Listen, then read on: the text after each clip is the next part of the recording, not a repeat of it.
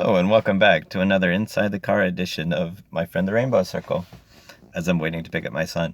Um, One of the things I talk about very frequently is schema, and I think that's one of the most important things to really understand in the creative writing process, the internal rule system, establishing expectations in readers based on whatever internal rule system that you establish. And I think that's the biggest part of the story writing process that people really mix up. And one great place to see that is in the Broadway musical, because I really frequently hear the criticism that I people don't like Broadway musicals because and the phrasing sometimes people use is that it's so unrealistic for people to suddenly start singing to express their feelings. And I think that's highlighting one of the main problems with the overuse of the word realistic. It's not a matter of realism, it's a matter of breaking this schema in an uncomfortable way. I love Broadway musicals. I think Broadway musicals are better than reality. I preferred them to reality. So just the other day, I had a very intelligent friend tell me that he just didn't like Broadway musicals. He didn't say it was because they weren't realistic. He said he just didn't, rationally, that's the best response is I simply don't like when they start singing. Not that it's unrealistic. That doesn't make any sense. A lot of things in stories are entirely unrealistic, but that's irrelevant. Uh, he asked what I would recommend for someone who's not a big fan of that schema in Broadway musicals. I recommended Chicago, and I think Chicago, the Rob Marshall version of Chicago, is a great way to get around that because that show treats it as being entirely inside of Roxy's head. Um, and so, that sort of softens the schematic break. And it won an Oscar, was nominated for tons of Oscars. If you want, as I've talked about before, Oscars are not a really legitimate way of saying what's genuinely the best, but it's just one measure to indicate of wide acceptance of something, skewed by many other factors, of course. If you compare that to other Oscar-winning musical movies, like My Fair Lady or something like that, why does Eliza Doolittle suddenly start singing? Because musicals are better than reality, if you ask me. But she's expressing her feelings in a very entertaining way, which is most movies will have some way of people expressing feelings, and being realistic is irrelevant, really. But, that's my issue. But Chicago does it in a really effective way that gives you, the Rob Marshall version, gives you this deep insight into Roxy Hart's psychopathology. That's one of the really fascinating things about Chicago. It's using the very traditional schema of people breaking into song to dive deeper into Roxy's insanity. And so one of my favorite scenes in Broadway musical film is the song Roxy Hart, where she's singing about her destiny as a celebrity next to a mirror. And it's in a very entertaining form. It's funny, it's ridiculous, it's tongue-in-cheek. But she's also talking about murder, so it's uncomfortable and intense and, this perfect portrait of narcissistic sociopathology, but framed in terms of this really entertaining Broadway musical number, this big dance number. And I think that's where Rob Marshall's direction is just magnificent because of the tight framing in the dark space and growing out into this big musical number. But if you recognize that you're diving into the fractured mentality of a murderer who's looking forward to other people loving her for her murderous tendencies, it creates this really dynamic contrast between, your expected sort of response to the confessions of a murderer, and how charming she is and how entertaining she genuinely is. It's a really fascinating scene. And of course, I love Mr. Cellophane. That's probably my favorite song. A portrait of Roxy's husband, her dehumanized husband, who is see-through and nobody cares about him, but framing it in terms of her perspective on him gives another texture to Roxy's character. Clearly he's singing about not being noticed by anyone, and being so unimportant, but if it's framed through Roxy's perception and the musical numbers are happening inside of her head, in a sense, she's also recognizing his presence. So it's really fascinating. One of the most intensely emotional songs in the whole show, and there's a lot of, kind of raucous, wacky, over-the-top songs, but Mr. Cellophane's the most genuinely, intensely emotional. And still, even that is framed in terms of a guy trying to entertain a crowd and putting on clown makeup and things like that. John C. Reilly's amazing anyway. But that gives Roxy so much texture and character development by diving into her subconscious. So one of the levels I don't always get a chance to talk about in the Rainbow Circle is level 4, the psychological level. And that's really the barrier between the schema and so-called quote-unquote reality.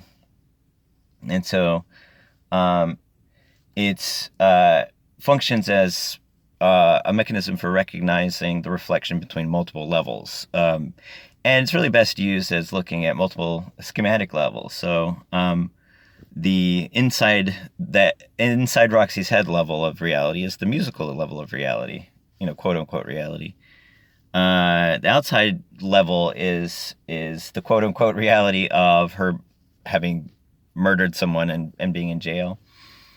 So how does each level reflect each other? That's the barrier between those two levels.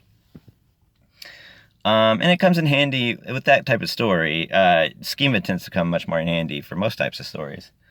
But one question to ask about Chicago, especially what that makes Chicago a really interesting example of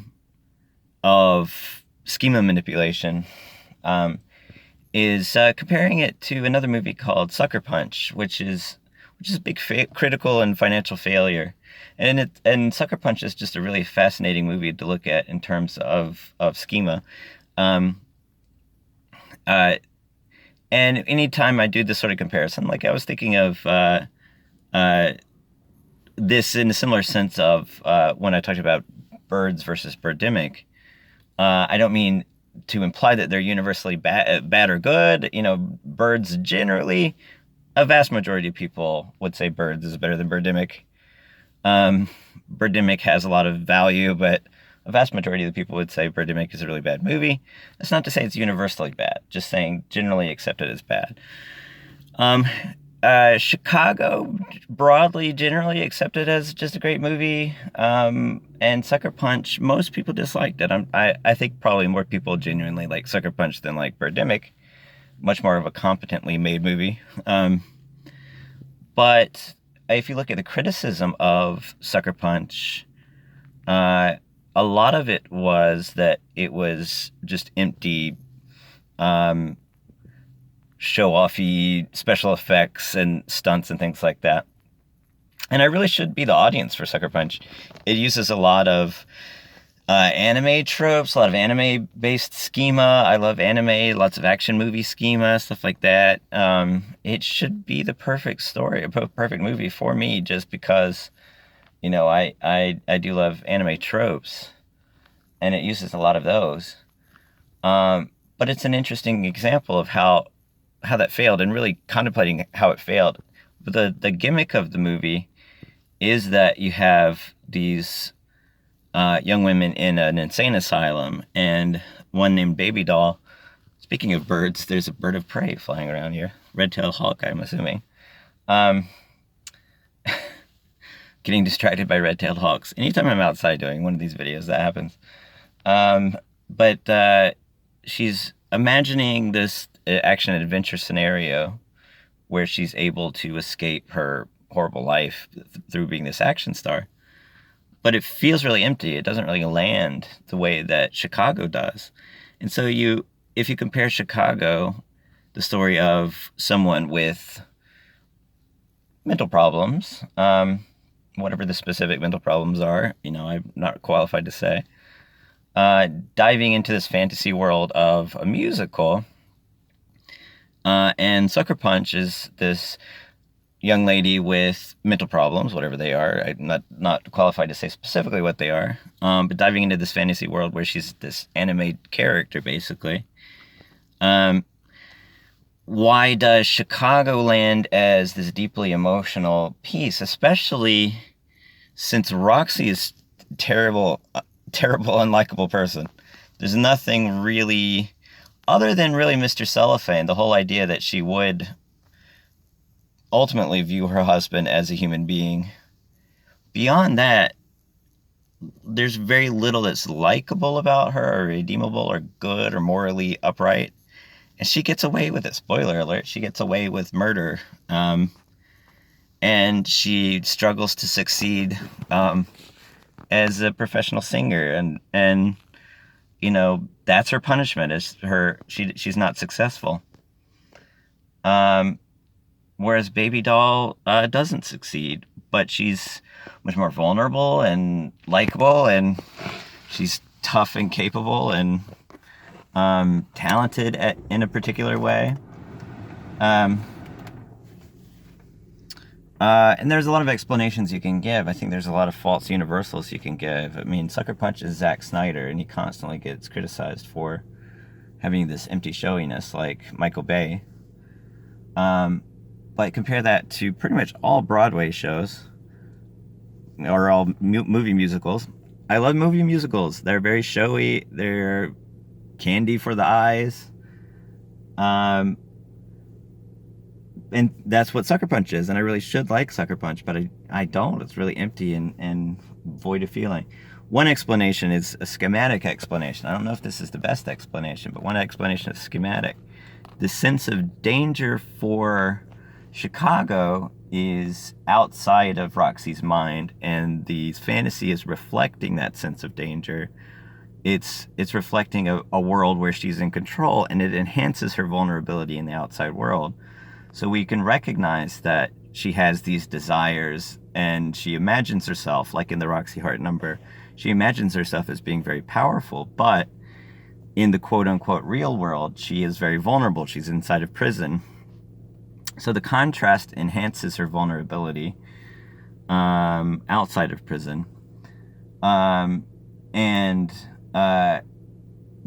inside the fantasy, she's not as vulnerable at all. She's much more powerful. But most of the situations of vulnerability are outside of the fantasy world. Whereas in Sucker Punch, she has these big action adventure scenes with her whole group where they fight these monsters. And so the sense of vulnerability is inside the fantasy world, and it fails to effectively reflect outside of the fantasy world to such a degree that it enhances a sense of vulnerability, or it enhances connection to the character, or anything like that. That's a possible schematic explanation, and I think a lot of the times explanation of why these things work come down to irrationally. One is just more likable than the other. A lot of just actual explanations. Any sort of universal you try to proclaim for anything like that, if you really come down to a more legitimate, honest answer, Roxy's a more charming character and a more interesting character on an irrational level. There's a lot of factors going into that are really beyond our control.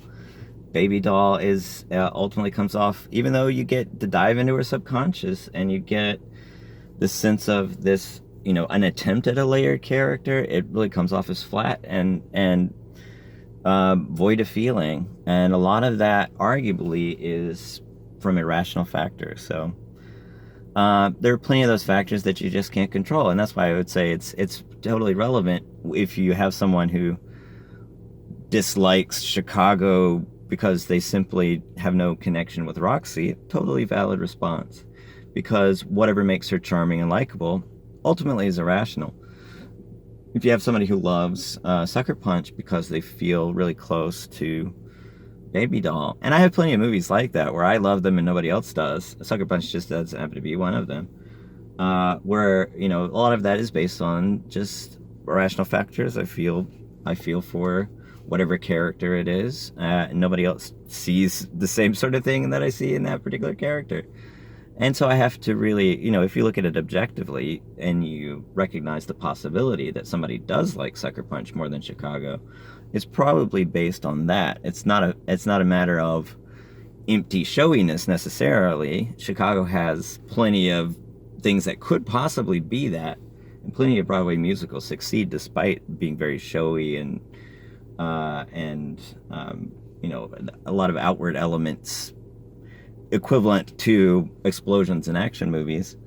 But it succeeds on the irrational level in the charm that, the interest that you have in Roxy, despite, reservation to finding such a character as fascinating as you do. And that could be on the level of, totally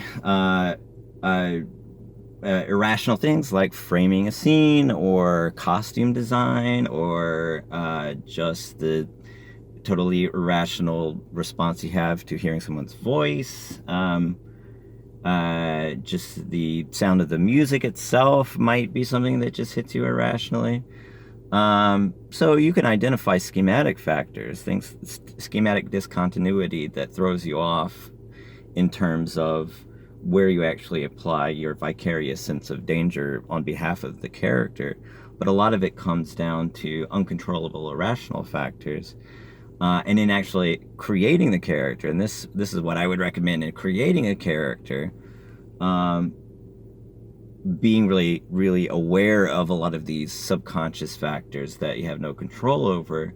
If you create a character that strikes you subconsciously as being appealing, if you writing a story and you create Roxy right next to Baby Doll and you imagine on, based on any number of false universals, you say, well, nobody's going to like Roxy because she's an unrepentant murderer who just wants to be famous. So everybody's going to like Baby Doll because she's vulnerable and trying to embrace her own power and stuff like that. But irrationally, you might say, well, based on factors that I can't really fully explain, I find Roxy a much more interesting character than Baby Doll. From a writer's perspective, pay attention to those irrational factors.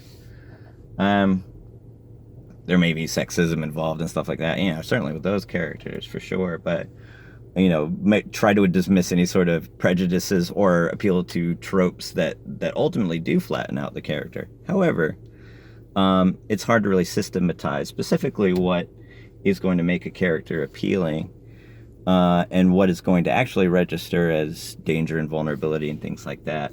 And the most reliable measure is unconscious visceral responses. If you like a character, that's all you really need to serve is your own essential taste in a character. If you like Baby Doll more than Roxy, that's the only sort of impulse you really need to serve. So it's hard to give a true, genuine universalization of what actually makes what universally makes Chicago better. But you can still look at those mechanical factors, like where do you actually place the danger? Do you give greater danger to a fantasy world that has no effect on the outside of the fantasy world? That is certainly something mechanical that can conceivably affect the visceral response you have to a character. So that's my tip for the day. Have a good day. See you in the next episode.